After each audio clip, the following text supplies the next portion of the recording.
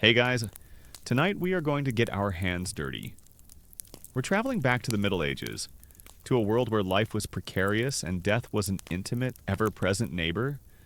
We are going to explore the life of a man whose profession was one of the most essential and most feared. In any medieval community, you are about to become a gravedigger. We will learn the tools of the trade, the grim realities of the work, and the strange, solemn, and often frightening superstitions that govern the final resting places of the dead. Now, for our little reality check. The job of a medieval gravedigger, or sexton. Had a few perks, plenty of fresh air, lots of exercise, and your clients never complained. But the downsides were significant. The work was incredibly physically demanding. You were constantly surrounded by death and grieving families, and you were often socially ostracized. Because you were in constant contact with the dead, you were considered ritually unclean. A necessary but slightly spooky figure that people respected from a distance, but whom they probably wouldn't want to sit next to at the tavern. So, before you get comfortable, take a moment to like the video and subscribe, but only if you genuinely enjoy what I do here. Your support helps me dig up these stories from the past, and as always, I love seeing our community from all around the world. So please post your city and your local time in the comments below. Now, dim the lights, maybe turn on a fan for that soft background hum, and let's ease into tonight's journey together. Your story begins not with a choice, but with a lack of one. You are a young man of 17 in a walled English town in the early 14th century. Your father, a simple cartwright, has recently passed from a winter fever, leaving you and your mother with no income and few prospects. To save you from a life of begging, the parish priest, in an act of what he calls Christian charity, has arranged an apprenticeship for you. You are to be the new apprentice to the parish sexton, a man named Master Thomas. You had few options for a trade. It was either become a beggar or take up the fine art of digging holes for a living. You chose the one with a more consistent, if somewhat morbid, source of income. Master Thomas is the sexton of the town's main church, St. Michael's. He is a man as old and weathered as the stone of the church itself. His back is bent, but his arms and hands are thick with a wiry strength born of a lifetime of working the earth. His face is a roadmap of wrinkles, and his eyes are a pale, watery blue, and they seem to hold all the sorrows of the parish within them. He is not just a digger of graves. The sexton is a lay officer of the church. He is responsible for the care of the church building, for the ringing of the great church bells that mark the hours of the day and the moments of life and death, and for the maintenance of the most sacred and crowded piece of land in the entire town, the churchyard. Your apprenticeship begins on a cold, gray morning. Master Thomas takes you not into the church, but to a small stone shed built against its north wall. This is his workshop, and now it is yours. It smells of damp earth, rusting iron, and something else. A faint, sweetish odor of decay that makes your stomach turn. He introduces you to the tools of your new trade. The shovel, for moving loose earth. The spade, with its sharp edge, for cutting cleanly through the turf and the dents. Clay-like soil, the heavy pickaxe, for dealing with stones and the frozen ground of winter. He shows you how to care for them, how to clean the dirt from them at the end of the day, and oil the wooden handles to prevent them from splitting. These tools are your livelihood, he says, his voice a low rumble. You treat them with respect. Your new office is the churchyard itself. Master Thomas leads you through the lich gate and into the crowded acre of land that surrounds the church. It is a lumpy, chaotic place, filled with the graves of generations. Simple wooden crosses, most of them weathered and green with moss, stick out of the ground at odd angles. A few wealthier families have flat ledger stones covering their plots. The ground itself is uneven, a landscape of sunken hollows and mounded earth. This is not just a field, Master Thomas says, his gaze sweeping across the crowded graves. This is a dormitory. All the good Christian folk of this town are sleeping here, awaiting the trumpet call on Judgment Day. This is consecrated ground, a fortress against the devil. Our job is to be the keepers of the gate. He teaches you the rules. You do not work on Sunday, the Lord's Day. You do not whistle or sing profane songs while you work. You do not drink ale on the job. This is a place of sorrow and of great holiness, he says. We conduct ourselves with dignity. A week later, you're given your first real task. A local baker, a man named William, has died from a sudden flux. His family has paid the fee to the church, and a grave must be dug. Master Thomas takes you to a small, empty-looking patch of ground in the common section of the churchyard. Here, he says, this will be William the baker's new home. He shows you how to site the grave. He uses 2 long ropes and 4 wooden stakes to mark out a perfect rectangle, about 7 feet long and 3 feet wide. He is meticulous about its orientation. He uses a small, simple compass he carries in a leather pouch to ensure the grave is aligned perfectly east to west. The dead must always lie with their feet to the east, he explains, so that when Christ comes again in glory from the east, they will rise to face their Savior. Then, the labor begins. He hands you a spade. You cut the turf first, he instructs. Neatly, we will place it back on top when the work is done. The work is brutal. The ground is cold and heavy. The topsoil gives way to a dense, sticky clay that clings to your shovel. With every spadeful you lift, your back and shoulders begin to ache with a fire you have never known before. Master Thomas works beside you. His own movements slow but incredibly efficient. His 50 years of experience showing in every economic motion. He teaches you the proper depth. At least 6 feet, he says, leaning on his shovel to catch his breath. Any shallower, and the wild dogs might catch the scent. And in the summer, a shallow grave. The smell can become a great nuisance to the parish. As you dig deeper, your shovel strikes something hard. Not a stone. It is the dull, hollow sound of wood. You have hit an older, forgotten coffin. You have learned that this is an unavoidable reality of your trade. The churchyard is full. To bury the new, you must often disturb the old. This is a delicate and dangerous moment, governed by superstitions that future historians will debate for centuries. Is the fear of disturbing the dead a Christian reverence for the body awaiting resurrection? Or a much older, pagan fear of ancestral ghosts for Master Thomas? It is simply a practical matter of respect. Carefully now, he says. We are not grave robbers. We are caretakers. You proceed with great care, digging around the old coffin, ensuring you do not break it open. You are sharing this small plot of land with a silent neighbor. By the end of the day, the hole is complete. It is a perfect, neat rectangle cut into the earth, its walls straight, its depth true. You stand beside it, leaning on your shovel, every muscle in your body screaming in protest. Your hands are covered in blisters. Master Thomas inspects your work. He looks at the straight walls, the neat pile of earth beside the grave. He gives a single, small, and almost imperceptible nod of approval. It is the highest praise you have ever received. You look down into the empty hole. It is just a trench, a space of waiting darkness. But it feels like more than that. It is the first thing you have built in your new life. It is a house for a dead man. As you stand there, you hear the distant, mournful tolling of the church bell beginning. Father John has begun the funeral mass. You can hear the faint sounds of the procession approaching the churchyard gates. The baker William, your neighbor, the man from whom you bought bread just last week, is coming to occupy the home you have just prepared for him. Your first day as a gravedigger is not yet over. You must now attend the burial. You must be the one to lower the body into the earth and, finally, to fill the grave, sealing your neighbor in his final, silent rest. You take a deep breath of the cold air, and you wait.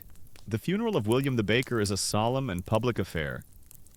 You and Master Thomas stand beside the open grave you have prepared, your hats in your hands, as the priest. Father John chants the final prayers in Latin. The baker's wife weeps, supported by her sons. You watch as the body, tightly wrapped in a simple linen shroud, is lowered on ropes into the dark, waiting earth. The family then steps forward, and each of them casts a handful of dirt into the grave. The soil making a soft, hollow thud as it strikes the shrouded form below. It is a sound you will come to know intimately. A sound of finality when the family moves away, their part in the ritual complete.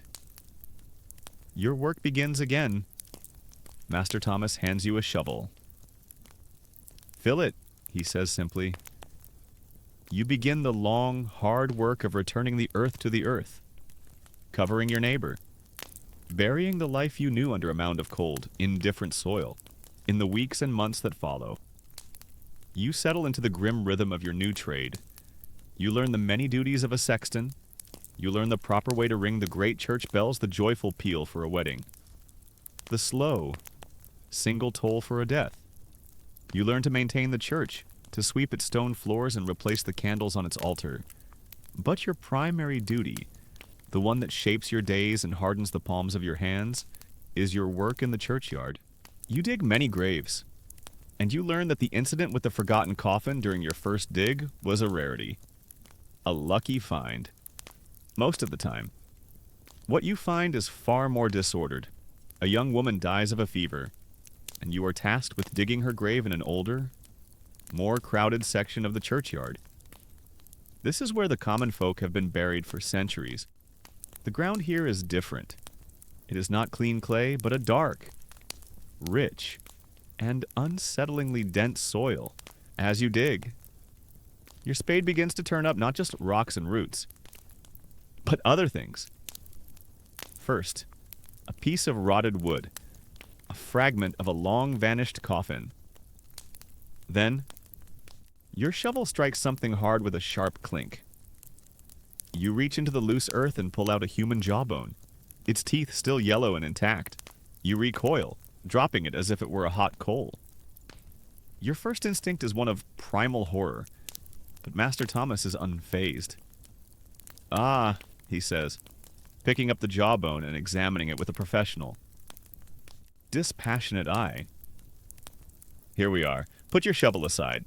Lad, we use our hands for this part. This is your next great lesson. Digging a grave here is like trying to build a new house in the middle of a crowded city. You're always going to have to ask the old tenants to move. Master Thomas teaches you the grim but necessary art of sifting through the earth for the sundered bones. As you dig, you find more. A delicate rib cage, impossibly fragile. A thick, heavy femur, and another skull. This one with a fine crack running across its forehead. You gather them with respect. Thomas instructs, "These were Christian souls, same as us. They are just in the way." You place the bones, one by one, into a large wicker basket when the grave is dug to its proper depth. The basket is nearly full of the jumbled, anonymous remains of at least 3 different people. What do we do with them? You ask, looking at the grim collection. We take them to their new resting place. Thomas says, we take them to the charnel house. He leads you to a small, low building of stone and flint at the far corner of the churchyard, half hidden by an ancient yew tree. The oak door is thick and bound with iron, and Master Thomas unlocks it with a great, rusty key. The air that wafts out is cool, dry, and smells of dust and a deep, ancient stillness. He gestures for you to enter. You step inside, and your eyes take a moment to adjust to the gloom. And then you see it. The room is filled with bones. It is a library of the dead. The walls are lined with rough wooden shelves, and upon these shelves are hundreds upon hundreds of human skulls, arranged in neat, silent rows. They stare out at you with their empty sockets. a silent congregation of the town's ancestors. And below the shelves, great piles of long bones, femurs, tibius. Arm bones are stacked like firewood, sorted by size and shape. It is a scene of such ordered, macabre tidiness that it takes your breath away. Every soul in this town, sooner or later, ends up here. Thomas says quietly, "The churchyard is a small and busy place. It is a temporary home. This." He gestures to the bone-filled room. Is the waiting room for the resurrection. He shows you the proper procedure. He takes the skull you found first and carefully places it on an empty space on a shelf.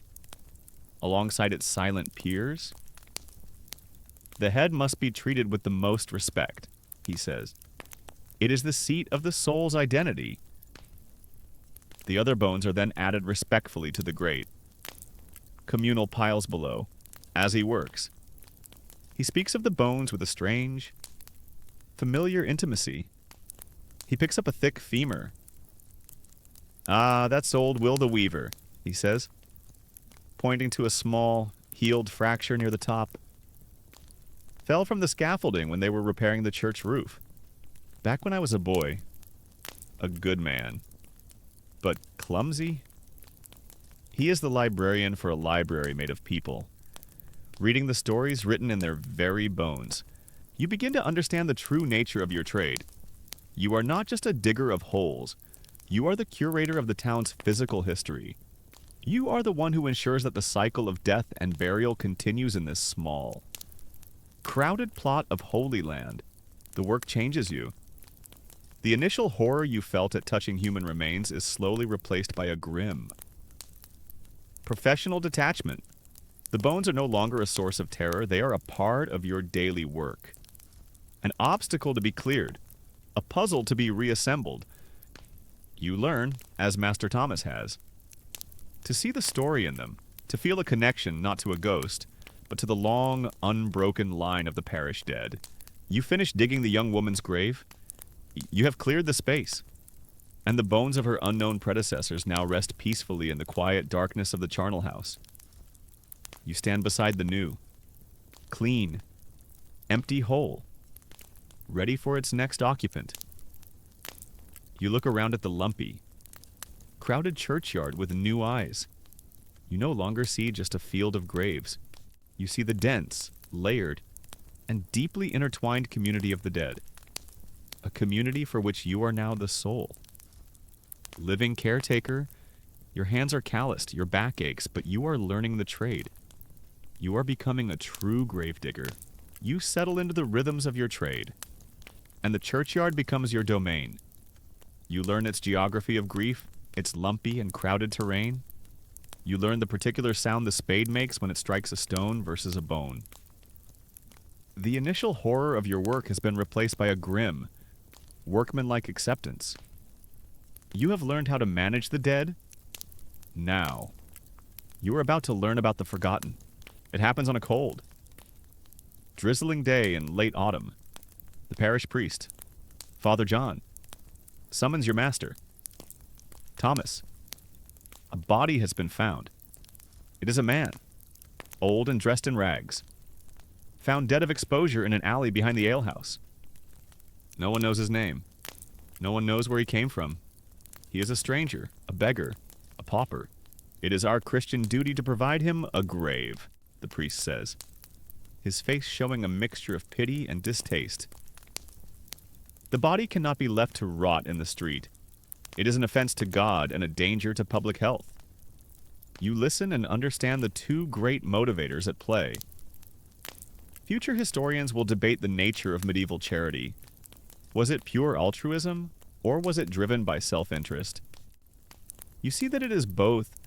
Father John is genuinely concerned for the man's soul, but he is also, like the rest of the town, deeply concerned about the spiritual danger of an unburied corpse. A soul with no proper resting place, a prime candidate to become a restless, troublesome ghost. The burial is to be done quickly, quietly, and cheaply. The parish will pay the fee, the absolute minimum required for your services. and the location of the grave is predetermined. The north side. Master Thomas says to you as you gather your tools. Against the wall. It is the only space left for such as him. You know of the north side of the churchyard. It is the least desirable real estate in this silent city. It is the side that lives in the church's perpetual shadow, a place that is always damp and cold. The grass grows thin here. It is traditionally the place reserved for the burial of the unbaptized, of strangers, and of the indigent poor. To be buried on the north side is a final, posthumous declaration of your low status in the world, even in death. Real estate is all about location. Location. Location?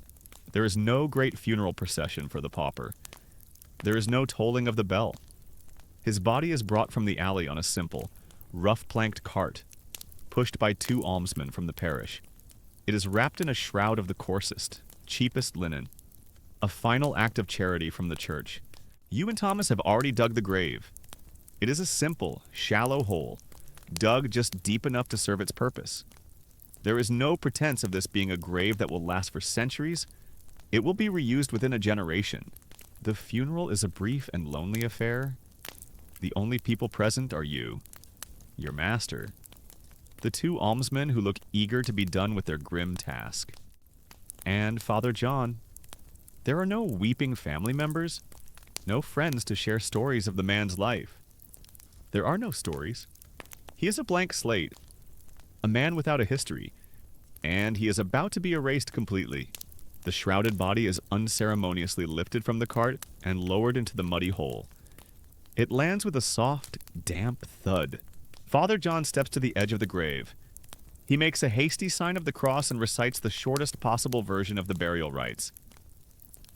He commends the man's unknown soul to the mercy of God and prays for his peaceful rest.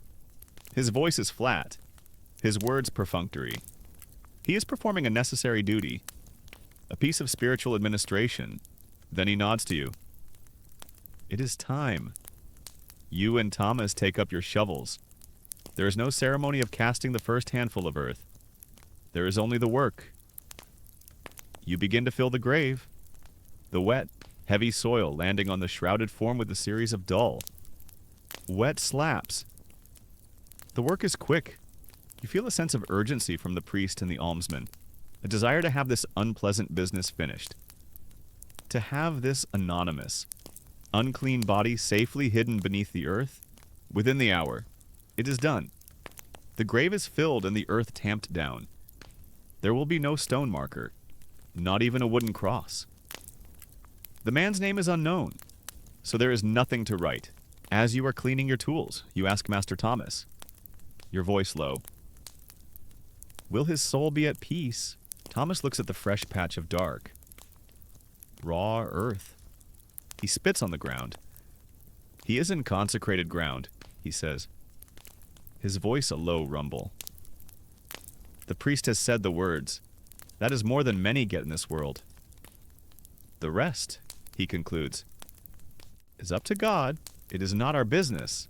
The priest and the almsman have already hurried away, back to the warmth and light of the town. You and Thomas are left alone in the drizzling rain. You look at the unmarked grave, and a profound sense of sadness settles over you. You have just witnessed the ultimate human tragedy. It is not death itself. It is to die alone and to be forgotten. You learn that the quality of your funeral is directly proportional to your net worth. If you're rich, you get a stone tomb and months of mourning. If you're poor, you get a shallow hole and a very short prayer. It's a system that incentivizes financial success. Within a few weeks, the grass will begin to grow over the disturbed earth. Within a year, there will be no sign that anyone was ever buried here. The man will have vanished completely.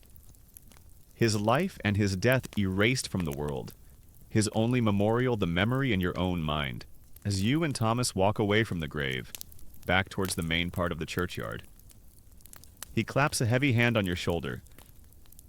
Do not dwell on it. Lad, he says, it is the way of the world now. Get a good night's rest.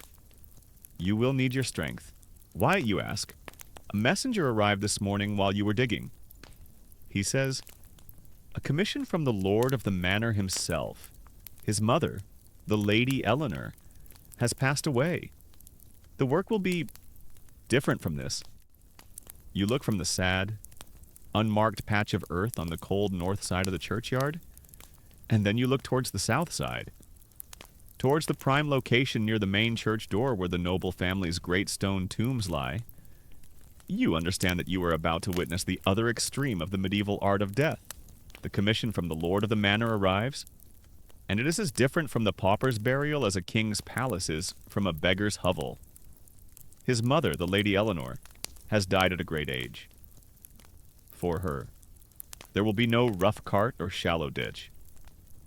For her, the town must put on a great and solemn performance of grief, and you and Master Thomas are now key stagehands in this final. Grand theater. Your work begins not in the humble churchyard, but at the manor house itself, a great stone building on a hill overlooking the town. For days, the house is filled with a quiet, ceaseless activity. You are tasked not with digging, but with fine stonework. The Lady Eleanor is to be buried in the family crypt inside the church, a space reserved for the nobility. It is the most prestigious of all resting places, as close to the holy altar and the relics of the saints as one can get. Your job is to prepare a new, intricately carved ledger stone to seal her sarcophagus. While you work with your hammer and chisel, you witness the elaborate preparations for a noble death. The lady's body is not hurried into the ground. It is washed with perfumed water and anointed with expensive oils imported from the East.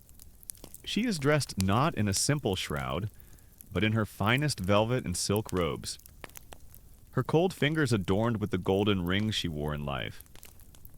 She lies in state in the manor's great hall for 3 days, candles burning at her head and feet around the clock, while a constant stream of other noble families, tenants, and guildmasters come to pay their respects. Then comes the day of the procession. The entire town lines the streets. This is not just a funeral, it is a display of power and continuity. The procession is led by priests and monks from the regional monastery, their voices raised in a deep, sonorous chant. They are followed by men carrying grate, colorful banners displaying the Lord's coat of arms. The noble family has even hired professional wailing women from the city, who shriek and tear at their hair with a practiced. Theatrical grief meant to demonstrate the family's profound sorrow.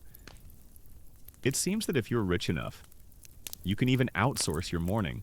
The lady's magnificent oak coffin, covered with an embroidered silk pall, is carried on a great horse-drawn hearse. Behind it walks her son, the Lord, his face a mask of noble, stoic grief, followed by his entire family and a host of other knights and ladies. Servants walk alongside the procession, tossing small bread rolls and even a few coins to the poor who line the route. A final act of charity to ensure their prayers will follow the lady's soul on its journey. The procession winds its way slowly to the parish church. The great doors are thrown open. The church is packed with the great and the good of the region. The air is thick with the scent of hundreds of expensive beeswax candles and the high-quality incense of the monks. You stand at the back, a humble craftsman in the presence of your betters, and watch the Requiem Mass. It is a long, beautiful, and elaborate ceremony, a stark contrast to the short, mumbled prayer that was afforded to the pauper. When the Mass is over, the coffin is carried to the family crypt beneath the church floor. You and Master Thomas are waiting there. You have already prepared the site, with the family and the priest gathered in the small, stone-lined space. You watch as the coffin is lowered into its stone sarcophagus. Then, your own work is brought forward, using a system of ropes and livers. You and your master carefully, precisely, lower the great, newly carved stone slab into place, sealing the sarcophagus for eternity. On it, you have chiseled her name, her dates, and a prayer for her soul, a permanent record of a life of privilege. The lady will be buried inside the church itself, just a few feet from the main altar. It's the best spot in the house. With excellent access to prayers and a very low risk of being disturbed by commoners, future historians will debate the emotional content of such displays. Was it a performance of genuine grief? Or a piece of political theater designed to reinforce the family's status? As you watch the Lord thank the priest, you see both. The grief in his eyes is real, but so is the immense pride he takes in the splendor of the ceremony. A splendor that reflects his own power and importance. The ceremony is over. The nobles and priests depart for a great funeral feast at the manor. You and Master Thomas are left to clean your tools in the quiet. Empty church? You have now witnessed the two extremes of your trade. Last week, you buried a man so poor and alone that his name was lost, his grave unmarked, his passing unmourned. Today, you have buried a woman so wealthy and powerful that the entire town stopped to mark her passing, her name carved in stone, her soul sped on its way by the prayers of 100 monks. You realize that in your world, death is not the great equalizer. It is the final and most revealing. Social occasion. It is a stark and brutal reflection of the life that was lived. As you pack your tools, Master Thomas turns to you. The Lord was pleased with our work. He says, He said our hands are steady and our hearts are strong. He has another task for us. Another tomb. Master, you ask, of a sort, Thomas says.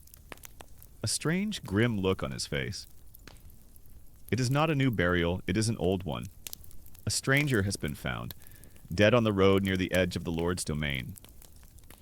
Murdered, it is thought. There is to be an inquest, and the Lord requires us to be there. Why us, you ask, confused? That is the work of a coroner or a bailiff. Because, Thomas says, his voice dropping low. The body was found near the old crossroads, a place of ill omen. And because the man was a stranger, with no one to speak for his soul, the Lord fears a troublesome spirit. He wants us there to advise on the proper disposal, should the need arise. You feel a familiar chill run down your spine. Your work is about to take you away from the orderly, predictable deaths of the parish, and into the far more dangerous territory of the unknown. The unnamed and the unhallowed dead. The commission from the Lord of the Manor is a mark of great honor for your guild, and it elevates your own standing as Master Thomas's trusted apprentice. But the world of the dead has more than just the rich and the poor. It has the unknown, a few weeks after the Lady Eleanor's magnificent funeral. Another message arrives from the Lord's Reeve. A body has been found on a lonely stretch of road at the far edge of the manor's lands. It is a man, a stranger to these parts, and he has been murdered. A knife wound to his chest. The body was discovered at a place of ill omen, a quiet, wind-swept crossroads. Miles from any village, you and Master Thomas are summoned, not to build a tomb, but to advise. Your strange reputation now precedes you. You are the men who understand the proper disposal of the dead, especially the difficult dead. Your job now includes supernatural risk assessment for unidentified corpses. You're moving up in the world of morbid professions. You journey to the site with the reeve and the local priest, a nervous, reed-thin man named Father Michael. The body lies where it was found, in the ditch by the side of the road, covered by a rough woolen cloth. The reeve conducts his inquest. It is a brief and grim affair. The man is a traveler, perhaps a merchant. Judged by his worn but good quality boots, he has no identifying papers, no family crest on his belt. No one knows his name or his origin. He is a blank slate. The priest, Father Michael, is deeply troubled. He must have a Christian burial, he insists. His soul must be commended to God, but the reeve, a practical man concerned with the peace of the local village, shakes his head. We cannot bring him to the churchyard. Father, he is a stranger. We do not know if he was a good Christian, or even a Christian at all. We do not know his sins. To bring a potentially unshriven, unhallowed soul into the consecrated ground is to risk polluting it. Master Thomas steps forward, his authority in these matters now unquestioned. The reeve is right, Father, he says, his voice a low rumble. But the danger is greater than that. This man did not die in his bed. He died by violence, and his spirit has no name. He explains the terrible predicament to you and the others. The spirit of a murdered man, he says, is a spirit filled with rage and a thirst for vengeance. It is one of the most dangerous kinds of ghosts, but worse, because this man has no name. His family cannot perform the proper rites for him. No one can call upon his soul to be at peace. No one can make offerings to him. He is untethered, a boat with no anchor, doomed to haunt the place of his death. And the place of his death, Thomas says, gesturing to the intersecting dirt tracks, is a crossroads, a place between places, a natural gateway for spirits. His ghost will be trapped here, full of rage and confusion, a peril to any traveler who passes in the night. The reeve and the priest look at Thomas, their faces pale. What must be done? The reeve asks. Thomas gives his grim advice. Advice drawn from a well of folk wisdom that is far older than the church itself. You cannot bring him to hallowed ground, so you must bury him where he lies. You must use the power of the crossroads against him. The solution for a potentially vengeful ghost, you learn, is to bury him at a crossroads. The idea being he'll get confused and won't be able to find his way back to town to haunt people. It's a clever bit of supernatural urban planning. The multiple paths will confound the spirit, so that if it tries to rise from its grave, it will not know which road to take, and its malevolence will be trapped here forever. It is a pagan solution to a Christian problem, a practice born of a deep and primal fear. The priest objects, but the reeve, concerned with the safety of the living, agrees with Thomas. The decision is made, and so, you and your master are tasked with digging the grave, not in the soft, familiar earth of a churchyard, but here, in the hard, unforgiving ground at the center of the four roads. The work is grim as you dig. Travelers on the road give you a wide berth, many making the sign of the cross as they hurry past. When the hole is deep enough, the unceremonious burial takes place. There is no coffin, no shroud. The man's body is simply rolled into the ditch you have created. Father Michael says a hurried, fearful prayer over the body, a prayer that sounds more like a spell of binding than a plea for eternal rest. Then, Master Thomas directs the reeve's men to roll a large, heavy boulder into the grave, placing it directly on top of the corpse's chest. To hold him down, Thomas says simply, it's a practical, if somewhat impolite, method of ensuring your dead stay dead. You then fill the grave. The earth and stones thudding down on the body, and the great rock that pins it. When you are done, there is nothing but a patch of disturbed earth in the middle of the road. It will not be marked. It must not be remembered. It must be forgotten as you walk away from the lonely crossroads, leaving the priest to sprinkle salt on the grave. You feel a profound sense of the world's harshness. You have now learned what it means to be truly alone in death. It means being treated not as a soul to be saved, but as a dangerous thing to be contained. A piece of spiritual refuse to be disposed of in a place of confusion and forgetting, on the journey back to your own town. You ask Master Thomas what could be a worse fate than that of the stranger. Thomas is silent for a long time. There is one worse. He finally says, the pauper and the stranger died without a community, but they did not choose their death. The church, in its mercy, can still pray for their unknown souls. But what of the one who commits the ultimate sin? The one who rejects God's gift of life and takes it with his own hand? The suicide. He shudders. For them, there is no mercy. Not in this world, or the next. Their burial is a thing of pure terror, a ritual to protect the living from a soul that has declared itself the enemy of God. You feel a cold dread settle in your stomach. For you know, with a terrible certainty, that this is a lesson you have not yet learned, but one that your grim trade will one day require you to witness. For a year, your life settles back into its familiar, grim rhythm. You dig graves for the old and the young, the rich and the poor. You become an expert in the geography of your churchyard, a connoisseur of its different soils. You grow stronger, and the initial horrors of your trade become a mundane reality. You have seen the lonely end of a pauper and the grand spectacle of a noblewoman's farewell. You think you have learned the full scope of your craft. You have not. The tragedy comes in the spring. A young man, the son of a weaver, a quiet and melancholic boy named Peter, is found in his family's shed, having taken his own life.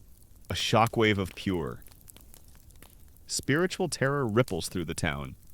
A normal death is a sorrow, a murder is a crime, but the suicide is a contamination. It is a victory for the devil. You are summoned not just as a gravedigger, but as a witness to the grim legal and religious proceedings that follow.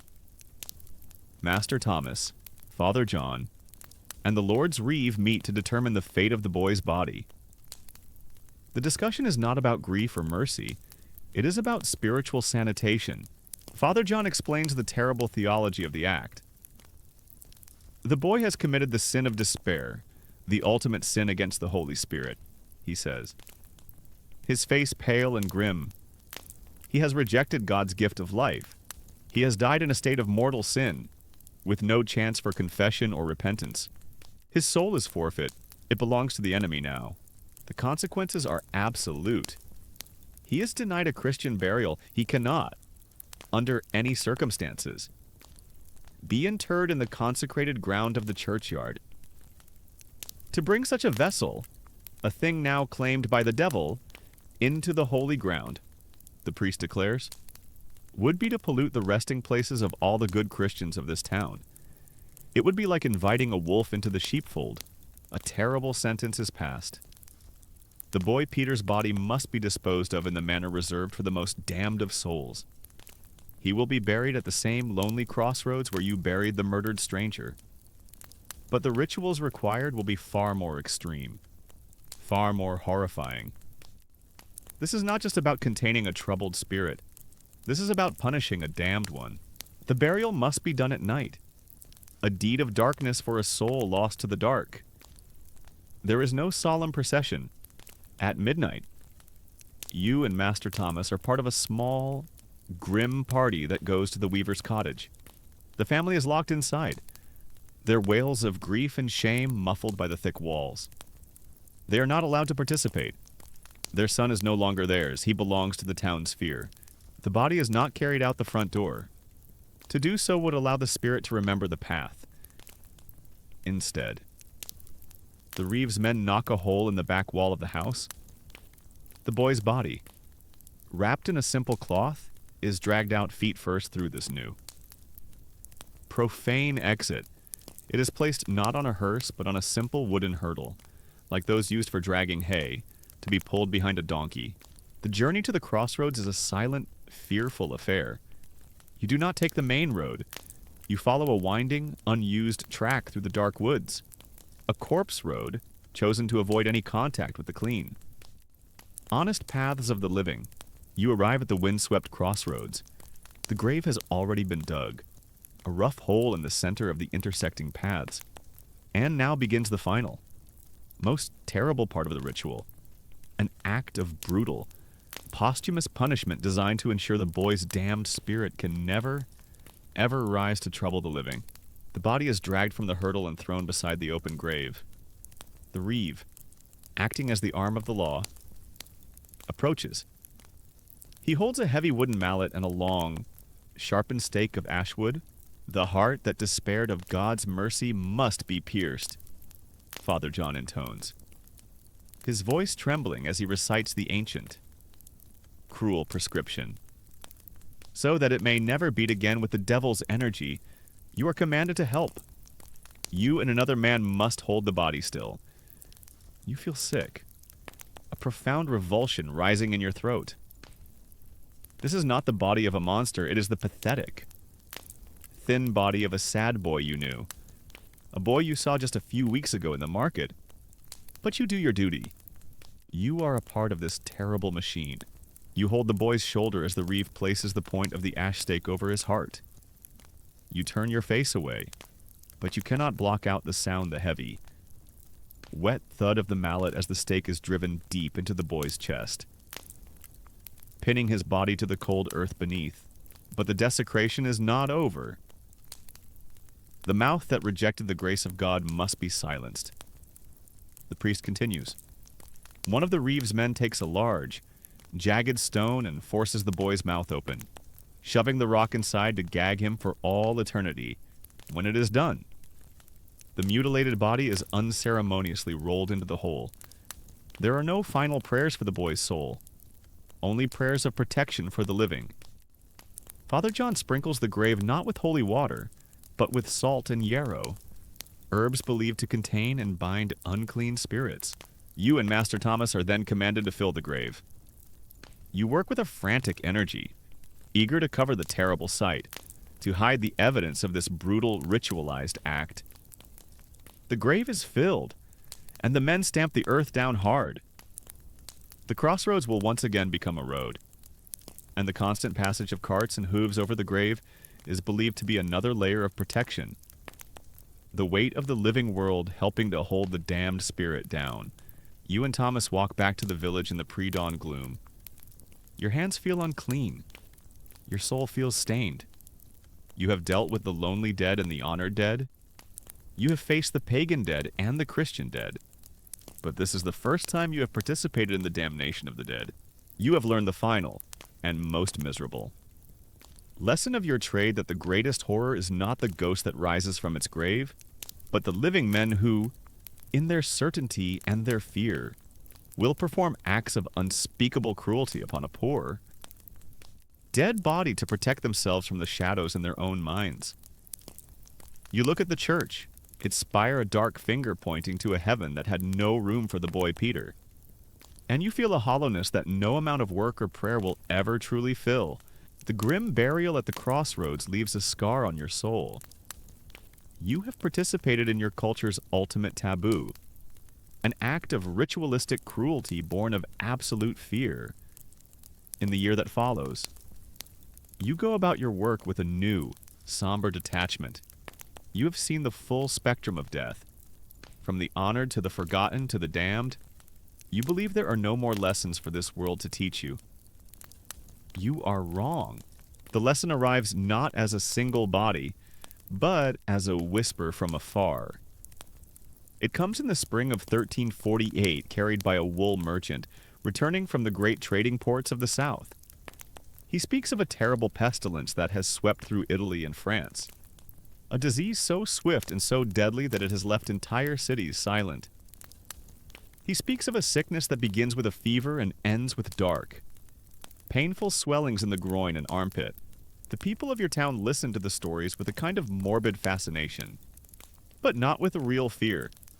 Italy and France are another world, a place of popes and kings and foreign sins. Such a thing could not happen here, in the green, solid heart of England. You hear tales of a great plague in France where people die in 3 days. Everyone agrees it sounds dreadful, and is very glad it's happening over there, and not here. This optimism proves to be short-lived. That summer, the whispers become a reality. The pestilence arrives, not with a great warning, but in the simple, mundane form of a coastal ship bringing wine from Gascony to a nearby port. A week later, the first man in that port town dies, his body marked with the dark swellings. The great death has come to England. Still, your town feels safe, insulated by the miles of countryside between you and the sea. But the plague travels faster than any man. It moves along the roads and rivers, carried by the fleas on the rats in a merchant's wagon, by a sick traveler seeking refuge at a monastery. It arrives in your town in the form of a pilgrim, a man returning from a journey to Canterbury, who collapses in the market square, burning with a fever the likes of which no one has ever seen. He is carried to his home. 2 days later, he is dead, his body covered in the dark buboes, the terrifying signature of the new disease. A week after that, his entire family is dead. Then their neighbors. Then the people across the street. The plague spreads like a fire in a dry field. All the rules you have so carefully learned about death and its proper management become instantly, horrifyingly obsolete. The distinction between a good Christian death and a bad one vanishes. A good death requires a priest to hear a final confession and administer the last rites. But Father John, after visiting the first few victims and seeing the swift, inexorable progress of the disease, becomes terrified. He begins to refuse to enter the homes of the sick, shouting his blessings from the street. Then he, too, falls ill, and his own death is unconfessed. His soul unshriven, the social order, which seemed so solid, dissolves into a liquid state of terror. People abandon their sick family members, just as you heard they did during the great plagues of antiquity. They bar their doors, stuffing rags into the cracks, hoping to keep out the pestilential air. The miasma, they believe, carries the disease. Your job, the job of a gravedigger, is transformed overnight. You have gone from a skilled tradesman performing a necessary civic and religious function to the single most essential and most terrifying man in town. You are no longer dealing with the slow, predictable trickle of natural death. You are now facing a flood. You and Master Thomas work from sunrise to sunset. There is no more time for the careful sighting of graves, no more concern for disturbing old bones. There is only the frantic, desperate need to get the bodies into the ground. You dig, and you dig, and you dig. You stop asking for the names of the dead. It doesn't matter. Your workload has increased significantly. It's a gravedigger's market. The pay is good. If you live long enough to collect it, you dig a grave for the baker's son in the morning, and by evening.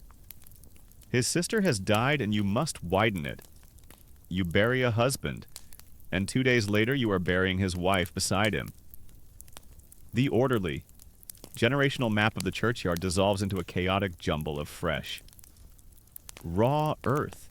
The fear you feel is different from any you have known before. The barrow white was a single, monstrous threat. The sinner's ghost was a miserable sorrow. The suicide's grave was a theological horror. But this is a force of nature. It is impersonal. It is unstoppable. It does not care if you are rich or poor, noble or common, a sinner or a saint. It takes everyone. Master Thomas, the man who was your rock, your source of ancient wisdom, begins to crumble. His entire life has been built on the belief in a specific, predictable order of death. A world where rituals have meaning and rules can protect you. The plague shatters that world. It is a death that follows no rules. I don't understand, he says to you one evening. His voice a broken whisper as you both lean on your shovels. Your bodies aching, the stench of death thick in the air. The prayers do not work. The consecrated ground gives no protection. The good and the wicked are taken all the same. The world has come unmoored. You see his faith, which had seemed as solid as the stone of the church, cracking under the strain. His belief system, and that of the entire town, has no category for a catastrophe of this magnitude. Future historians will debate whether the plague caused a crisis of faith or a surge in piety. You see both. Some people spend all their time in the church, praying with a new, frantic intensity, but many more, like Thomas, fall into a deep, silent despair, a sense of being utterly abandoned by a God who has turned his face from the world. After a month of this unending, hellish labor, the inevitable happens. You run out of room. You and Thomas stand at the edge of the churchyard. Every square foot of consecrated ground is now occupied. The lumpy field has become a raw, churned-up mass of fresh graves. so close together you can barely walk between them. And still the death cart, a farm wagon commandeered for its new, grim purpose, waits at the gate. It is piled high with the day's dead, the bodies wrapped in simple shrouds, their limbs stiffening in the cold air. The cart driver, a man whose face is a mask of numb horror, looks at you. "Where do I put them?" he asks, his voice hollow. There is nowhere. Master Thomas looks at the full churchyard, then at the waiting cart. He then turns his gaze beyond the low stone wall you once repaired. He looks at the open field beyond, the common land, the unconsecrated earth. He looks at you, and in his old, weary eyes, you see a final, terrible admission of defeat. Terrible. The old world, with its careful distinctions, its solemn processions, its individual graves, is over. All the rules have been broken. All the rituals are meaningless in the face of this deluge. "Dig there," he says, his voice a dead whisper as he points to the field. "Dig it wide, and dig it deep." You know what he means. The era of the single grave has ended. The era of the plague pit has begun. The decision is made. The old world, with its solemn rites and individual graves, is buried in the now full churchyard. The new world begins with the breaking of unconsecrated ground. You and Master Thomas, along with a few other grim-faced men from the village, desperate enough to take the Lord's high wages for this terrible work, walk to the open field north of the church. This is no longer the work of a sexton, a sacred duty. This is the work of laborers, of pioneers clearing a space for a new and terrible kind of settlement. You begin to dig, but you are not digging a grave. You are digging a trench, a great, long, deep wound in the earth. The work is relentless, back-breaking. The sun beats down. The sweat pours from you. But you work with a frantic, silent energy. The pile of earth beside the great pit grows into a small hill. By midday, the first cart arrives from the town. It is piled high with the shrouded bodies of the previous day's dead. The driver, his face wrapped in a cloth, does not speak. He simply backs the cart to the edge of the pit and tips it. The bodies tumble out. There is no grace, no dignity. They fall in a tangled, clumsy heap at the bottom of the trench. Limbs askew. A child's body rolls free from its parents. An old woman's shroud comes undone. You force yourself to watch, to become numb. This is the new reality. This is your world now. The great plague pit becomes the center of your existence. Each day, the carts come. Sometimes two, sometimes three at a time. The work is no longer about digging. It is about logistics. It is about packing the dead as efficiently as possible to make room for the endless stream of new arrivals. You and the other workers must descend into the pit. The stench is a physical entity, a wall you have to push through. You learn to breathe through your mouth, to numb your senses. Your job is to arrange the bodies, to place them in neat rows, head to toe, like firewood. When the entire bottom of the pit is covered with a layer of the dead. The next stage begins. Great sacks of quicklime are brought. You tear them open and scatter the white. Caustic powder over the bodies. A dusty white blanket that is supposed to hasten decay and quell the smell. It does little for the smell, but it is part of the new, grim ritual. Then you and the others take up your shovels and cover the layer of bodies with a thin layer of earth. Then the next cart arrives. And the process begins again. A layer of bodies. A layer of lime. A layer of earth. You remember the mason's wife from a distant city who once told you a story of a great siege where the dead were buried like lasagna in a dish. The absurd. Domestic metaphor is now your life's work. You lose all track of time. The sun rises, you work in the pit. The sun sets. You fall into an exhausted, dreamless sleep in your small room by the church. You speak to no one. What is there to say? Your entire world has been reduced to this single, repetitive, horrifying task. You are no longer burying people. You are processing cargo. You are managing waste.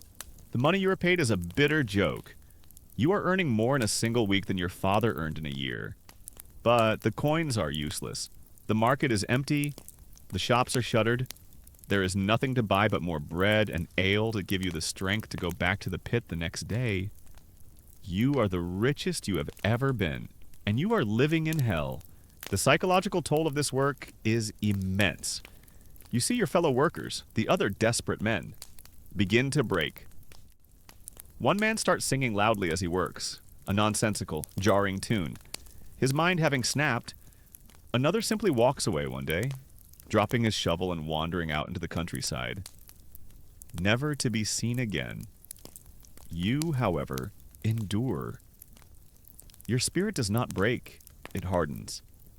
You build a wall inside your mind, a wall of numbness, as thick and as deep as the walls of the pit itself. Then the plague, which has taken so many of your neighbors, comes for your master. It begins as a shivering fit. Master Thomas, the man of iron, whose strength you thought was inexhaustible, slumps against his shovel one afternoon. You help him back to his small house. By evening, he is burning with fever. By the next morning, the dark, telltale bubo has appeared in his armpit. There is no doctor to call. There are no herbs that will work. You are the only one left to care for him. You sit by his bed, wiping his brow with a cool cloth, just as you saw the families of the dying do. What feels like a lifetime ago. He is delirious, muttering of old graves, of the church bells, of his wife who died many years before. He passes away on the third day. His death is swift and as merciless as all the others. And you are now faced with the final, most terrible duty of your apprenticeship. You wrap the body of your master, the man who taught you your trade, in a clean linen shroud. You carry his frail, old body in your own arms. You place him on the death cart yourself, and you wheel the cart out of the town, through the empty streets, to the great, gaping mouth of the plague pit. You stand at the edge. The pit is nearly full now, a great layer cake of death. You look down at the shrouded form of Master Thomas. There is no one here to say a prayer. There is no bell to toll. There is no one to mourn him but you. Your numbness shatters. The wall you built inside your soul crumbles into dust. A great, ragged sob tears from your throat. The first sound of grief you have uttered in months. You weep for your master. You weep for the baker's daughter.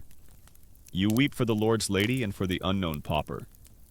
You weep for your town, for your world, for the loss of all order and all dignity. When the tears are done, you are left empty. You look at the body of your master, and you perform your duty. You tip the cart, and the man who taught you how to bury the dead joins the anonymous. Layered mass below, you are the last gravedigger of your town. You are the sexton of a dead parish. You stand alone at the edge of the pit, a solitary figure against the gray sky. The work is not yet finished. The carts will still come. But you are alone now, a young man who has become the master of a dead town's dead, a king of a kingdom of rot. The death of Master Thomas marks the final death of the old world. You are no longer an apprentice. You are the sexton, the gravedigger, the last one. The town's fear and its dead are now your sole responsibility. You continue the work at the pit alone. The other hired men have long since died or fled. The work becomes a grim, solitary ritual, a dialogue between you and the endless. Silent dead. You guide the carts. You direct the tipping of the bodies. You descend into the great trench to arrange the silent forms, and then you climb out and cover them with the earth and the lime. It is a terrible, mechanical ballet of disposal. The numbness you had built as a shield is gone, shattered by the grief of burying your master. Now, you feel everything, with every body you handle. You see a life. You see the calloused hands of a farmer, the slender fingers of a seamstress, the small, still form of a child. They are no longer cargo. They are your people, your neighbors, and you are their final. lonely attendant. You are the ferryman of your own river Styx. And the river is a great, bottomless pit of earth. As the plague begins to burn itself out for lack of fuel, the town slowly, tentatively, comes back to life. The handful of survivors emerge from their barricaded homes, their faces pale and haunted, like men emerging from a long, dark cellar into a blindingly bright day, and their relationship with you. The man who walked through the valley of death is a strange and fearful one. You are now the most essential and the most terrifying man in town. They need you. The last few victims of the plague's embers still need to be buried. The pit needs to be sealed. You are the only one with the knowledge and the stomach for the work. But they are terrified of you. You are the embodiment of the pestilence they have just survived. You are the man who has touched the dead, who has breathed the air of the sick room, who has lived for months in the charnel house of the pit. They see you as unclean, as permanently tainted by the death you have handled when you walk into the market square to collect your wages from the reeve. A hush falls over the few people there. They shrink away from you, pulling their children close, their hands making the sign of the cross. They leave the coins for you on the lip of a well, refusing to let their skin touch yours. You are utterly alone, an island of grim knowledge in a sea of fearful survivors. This isolation gives you a strange and unwelcome power. You are the keeper of the secrets. You are the only one who knows the true and final tally of the dead. The reeve, the priest, the lord of the manor himself, they must come to you for information. One day, a wealthy merchant, a man who survived by locking his family away in his great stone house, but who still lost his wife and daughter, comes to you. He finds you at the edge of the pit, which is now almost full. "Sexton," he says, his voice choked with grief, his fine robes seeming out of place in this field of death. "My wife, my little girl, did you see them? Were they given a proper shroud?" He offers you a purse heavy with silver for this information. You look at the man, at the raw pain in his eyes. You remember the two bodies, a woman and a small child. That came on the cart from his house 2 weeks ago. You remember that they were indeed wrapped in fine linen. You push his purse away. They were shrouded. You say quietly, "I laid them to rest myself, on the west side of the pit, near the top." It is a small, kind lie. You did not lay them to rest. You layered them with a dozen others. But you give this grieving man the only comfort you can offer: a specific location in this anonymous mass of death. A place to direct his sorrow. He weeps, thanks you, and leaves. You are beyond commerce now. Your currency is the memory of the dead. The weight of this memory is the true toll of your survival. You are haunted, not by ghosts or spirits you have seen too much of real death to have much fear of its shadows, but by the faces of the people you have buried. You see the baker's wife. You see the young man who took his own life. You see your master, Thomas. They fill your dreams. You are the living archive of a dead town. When the death carts finally, blessedly, stop coming, you know you're great. Terrible work is almost done. You spend 2 full days covering the pit with its final thick layer of clean earth. The great wound is closed.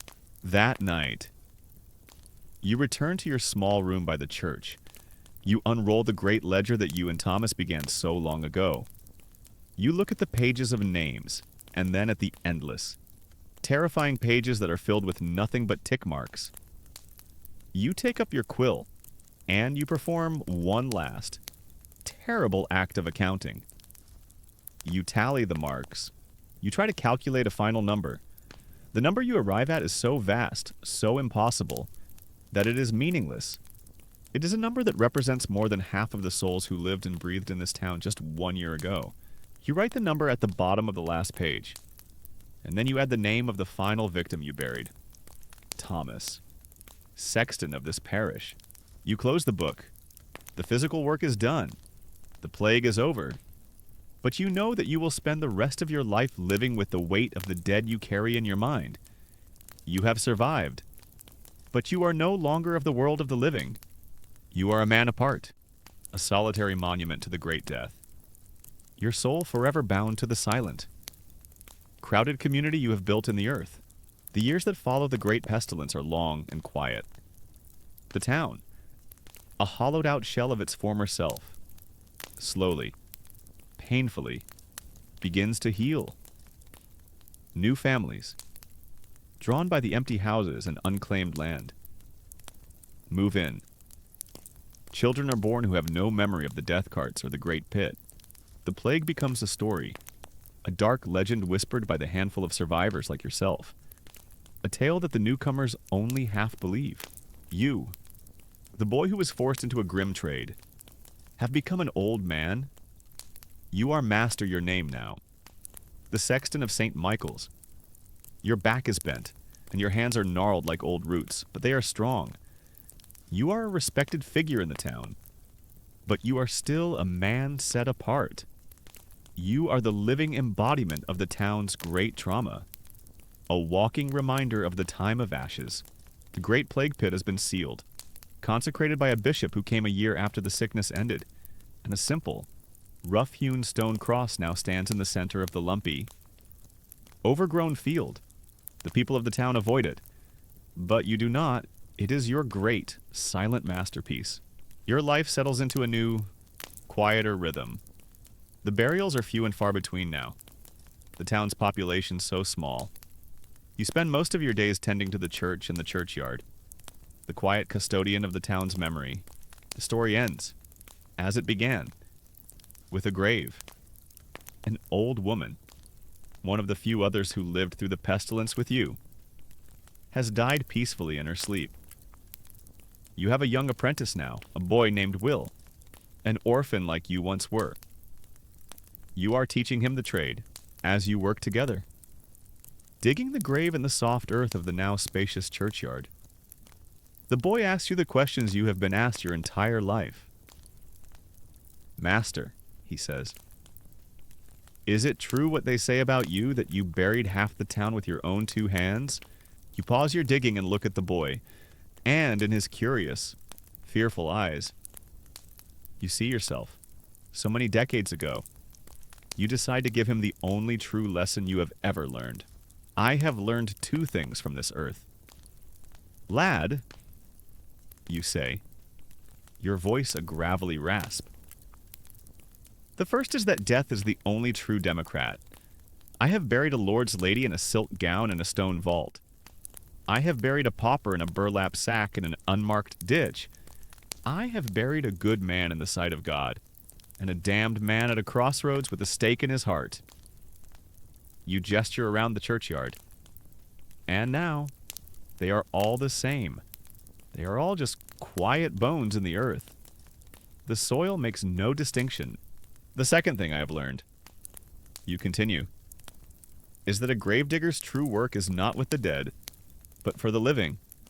We do not dig holes to hide bodies. Lad, we dig them to give grief a place to live. You tell him of the pauper, who had no one to grieve for him, and whose burial was a lonely act of disposal. You tell him of the Lady Eleanor, whose grand funeral was a great public performance that allowed an entire town to channel its respect and solidify its own order. You tell him of the suicide, whose brutal burial was a way for a terrified village to act out its own fear of damnation. And you tell him of the plague pit, a terrible necessity that allowed the few survivors to put a final earthen seal on their horror, to contain a grief so vast it could not be faced in any other way. Our job, you tell the boy, is to give sorrow a shape, a rectangular hole in the ground, a mound of fresh earth, a carved stone. We provide the final, tangible punctuation mark at the end of a life story. It is a hard trade, and a lonely one, but it is a necessary one. It is a work of a strange and terrible kind of mercy. When the grave is finished, you look at your work, at the work of your apprentice. It is a good, clean grave. You hand him your own shovel, the one Master Thomas gave you all those years ago. The churchyard is yours now, lad. You say, tend to it well. Your work is done. And so your story, the story of the gravedigger, finds its own final rest. You have lived a long life, a life spent in the constant, intimate company of death. You have been the town's secret keeper, its final attendant, its most feared and most necessary man. You have learned all the miserable legends because you were the one who had to provide their final, earthy period. The world you knew, a world of simple faith and profound, primal fears, has faded. The great pestilence is now a story in a book. The ghosts and the revenants have been replaced by new, more modern anxieties, but the fundamental truth of your trade, the one you learned in the dirt and the silence, remains. Let the memory of that grim but quiet life now fade. The sound of the shovels is gone. The tolling of the bells has ceased. The sorrows of that distant, medieval world have been laid to rest. All that is left is the piece of a story that has been told, a lesson that has been learned. There is no horror here. There is only the stillness of the night and the profound, simple, and well-earned silence that comes at the end of a long life's labor.